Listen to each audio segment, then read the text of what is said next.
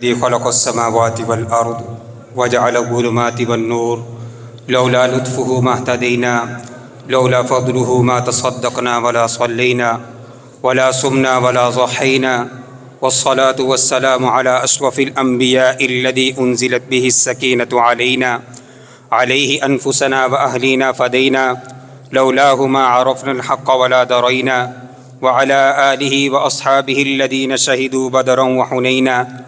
أما بعد فأعوذ بالله من الشيطان الرجيم. بسم الله الرحمن الرحيم. يريدون أن يطفئوا نور الله بأفواههم والله متم نوره ولو كره الكافرون. صدق الله العظيم وصدق رسوله النبي الكريم. اللہ سے کرے دور تو تعلیم بھی فتنہ، اموال بھی اولاد بھی جاگیر بھی فتنہ، ناحق کے لیے اٹھے تو شمشیر بھی فتنہ، شمشیر ہی کیا نعرہ تکبیر بھی فتنہ۔ آج کی یہ سالانہ تقریب جو ادارہ علوم القرآن میں انعقاد پذیر ہے، سب سے پہلے میں شکر گزار ہوں جنہوں نے ہم نوجوانوں کے سر پر اپنا دست شفقت رکھا اور مجھے بطور مہمان خصوصی کے یہاں بلایا۔ میں حفاظ ایجوکیشن سسٹم جو ہم نظام ایک چلا رہے ہیں اس کا خادم ہوں۔ یہ حضرت کی ذرا نوازی ہے کہ انہوں نے مجھے اتنے بڑے القابات سے نوازا، اور اس کے ساتھ ساتھ جو اس محفل کی صدارت فرما رہے ہیں حضرت فضیلت الشیخ قاری عبدالحکیم سرور صاحب، اللہ تعالیٰ ان کا سایہ بھی ہمارے سروں پر تا دیر قائم رکھے، اور حضرت سے میں التماس کرتا ہوں ہمیں بھی اپنی دعاؤں میں یاد رکھیے گا۔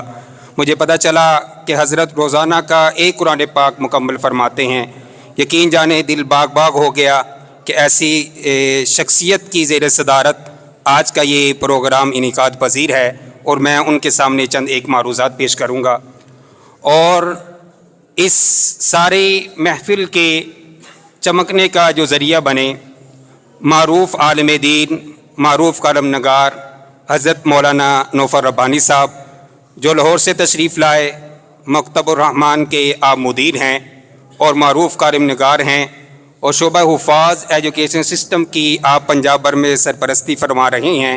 ان کی کاوشوں کا نتیجہ ہے کہ آج یہ بچے یہاں پر تیار ہوئے، اور انہی کا ادارہ مکتب الرحمان ہمارے اس شعبے کا مرکز بھی ہے جہاں پر ہم بیٹھ کر تمام مشاورتیں ہماری ہوتی ہیں۔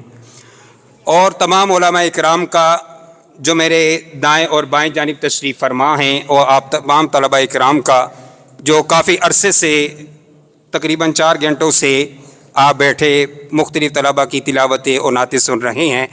آپ نے صرف مجھے 15 منٹ برداشت کرنا ہے، اس میں جو درد ہم لے کر ملک بھر میں نکلے ہوئے ہیں اس کے چند ایک جو ہے جذبات آپ حضرات کے سامنے میں رکھنا چاہوں گا۔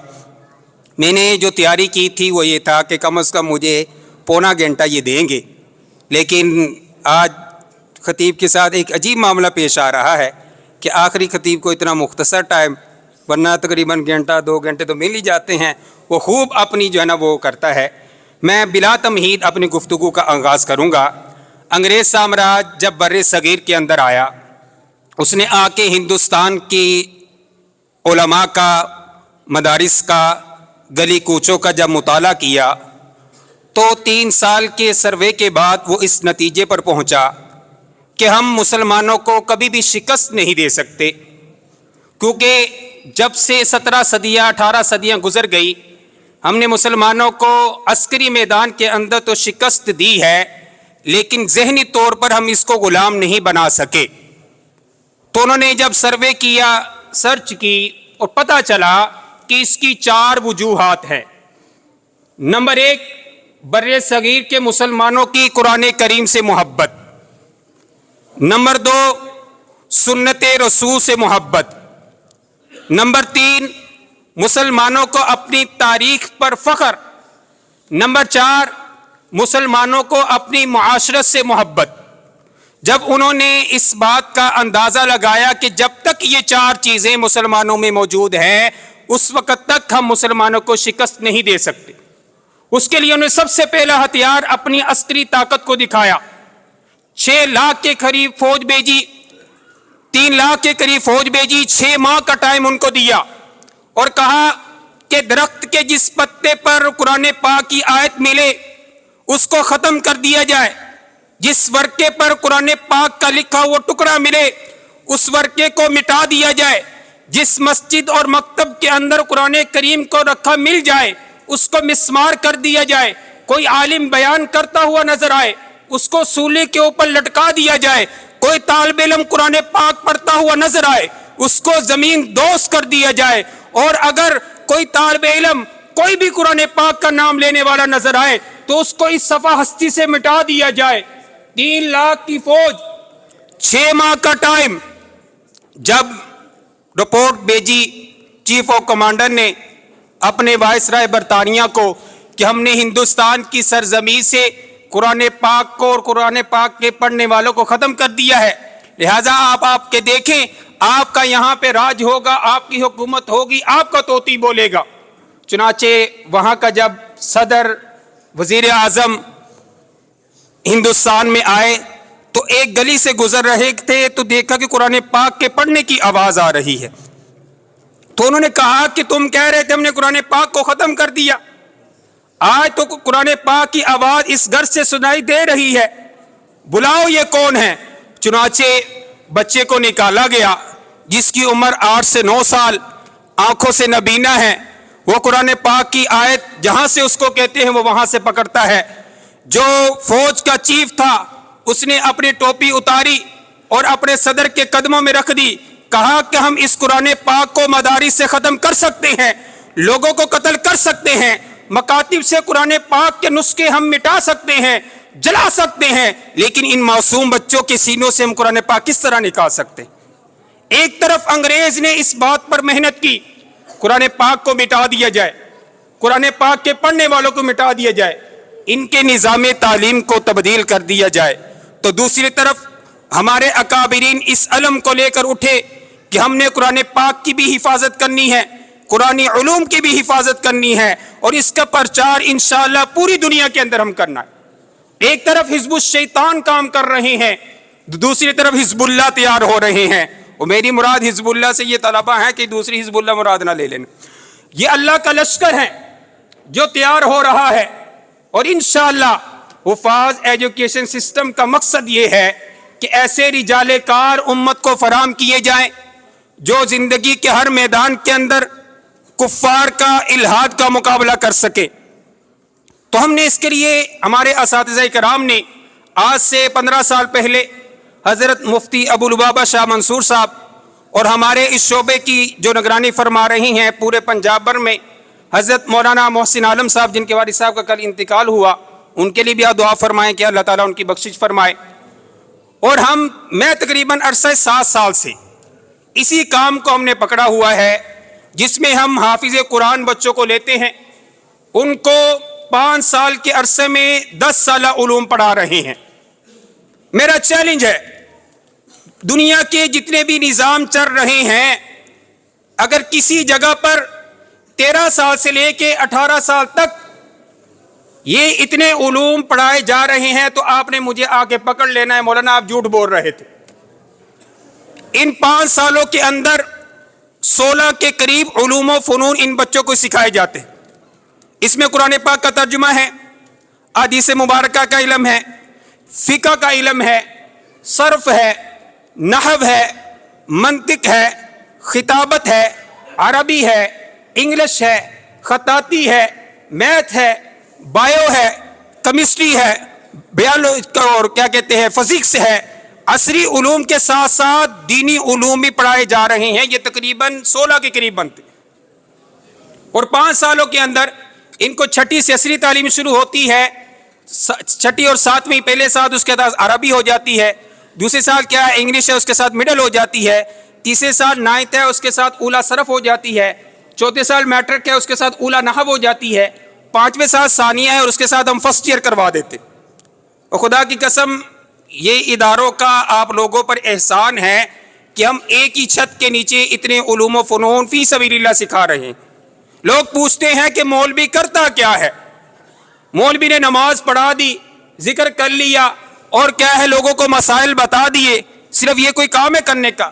مغربی تہذیب کا یہ ہندیہ ہے، علامت ہے، نظریہ ہے کہ ہم نے لوگوں کو ترقی کا بتانا ہے، دنیا کی ترقی کا۔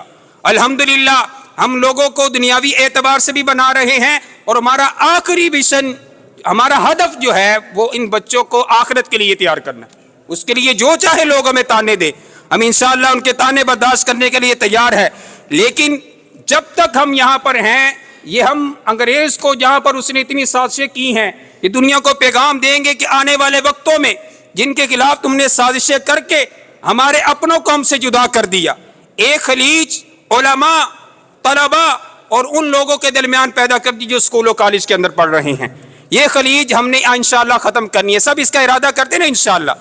آپ چھوڑیں، ہمیں لاکھوں کی تعداد کا مجمع نہیں چاہیے، ہمیں صرف یہ معصوم بچے جن کے اوپر ان کے اساتذہ نے خدا کی قسم دن رات رہ کر محنت کی ہے۔